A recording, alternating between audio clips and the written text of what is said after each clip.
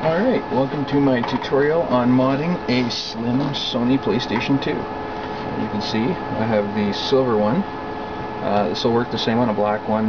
They're all the same. Okay, first thing you want to do is flip it upside down. And you'll notice these square pads as well as 4 rubber pads. You want to remove all 4 of the square pads.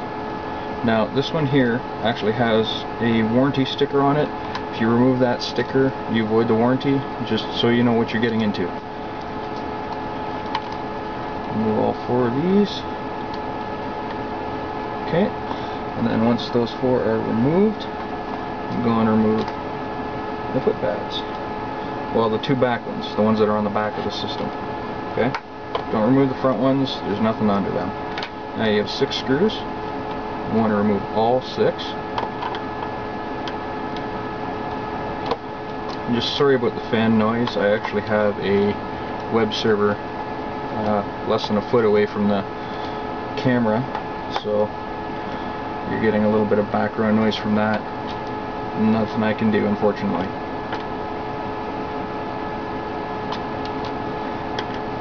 Just another quick note, this PlayStation is already modded, so you're not going to actually get to see the taping being done, but it's fairly simple and straightforward. You'll be able to figure it out in no time.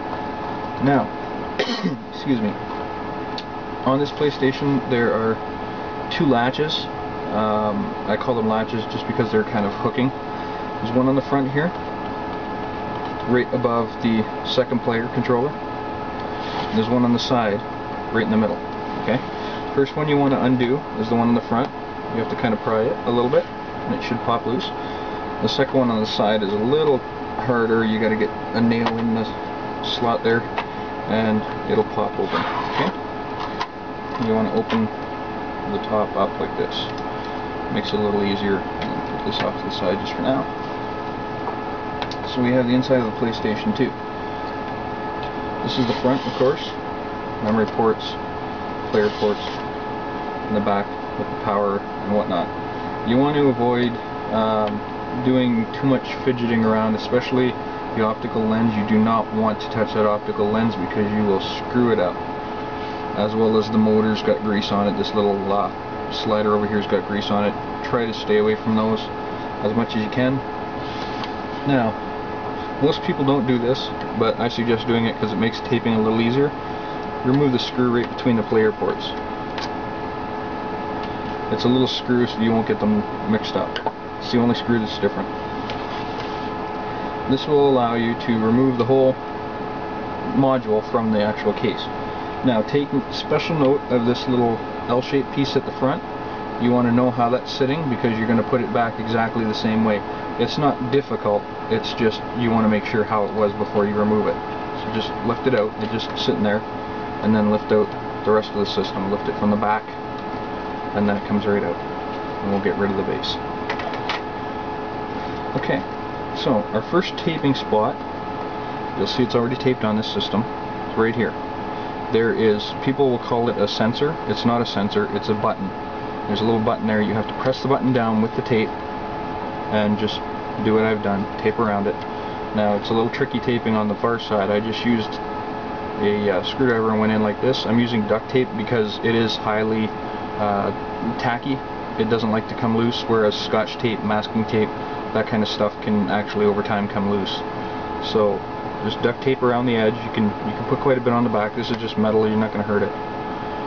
And on the front, try not to put so much under here because you're going right onto the board. And there are a little bit of components in there, about a centimeter in there. Less than an inch for you Americans. Okay, now the next piece we got to work with is this little L-shaped piece with the power button. Now take note of this little tab here. It just pulls right out, easy as can be. On one side you got little metal pieces, and on the other side you have just a heavy piece of plastic. What you want to do on this is, you can already see what I've done. The infrared port, you have your power button, okay? I've just once again taken a little bit of duct tape, I cut a thin strip, wrapped it around. There's a button on the back here. The button's actually on the top, so you might have to stick something on the button before you wrap it, just to make sure it's pushed down, and then just wrap it around. That's pretty self-explanatory. Goes back in. The hard plastic side, on mine it's the blue side, faces towards the center of the system, and you just push it into the slot. It's fairly easy to go back in if you put it in straight. There we go. That's it. It's in there. Okay. Now, so far as modding sensors goes, or modding, I call them buttons because they are buttons, but everybody calls them sensors for some reason or another. We're done as far as that goes. We don't have to worry about anything else on the actual PlayStation. The hardware, anyway. So we're going to put this back in the base. It's got to go in front first, or ports first, and then the back just lines up. No problems there. Put your little start button or power button back in the slot. And so you have to be kind of careful how much tape you put on here and how far it protrudes to the edge, because it will fit in here, but only if you tape it right. You got to use a thin piece, and I mean thin. So once that's done, once that's in, okay, you can put your screw on to hold it to the base. But don't go putting the rest of the system back together, because we're not done with it. Sit this off to the side. Okay, your lid. This is where most tutorials don't go. There's a couple of things in the lid that you need to do. Not necessarily need, but it's best if you do. The first thing everybody knows, there's a boot here. This boot stops your disc when you open the lid.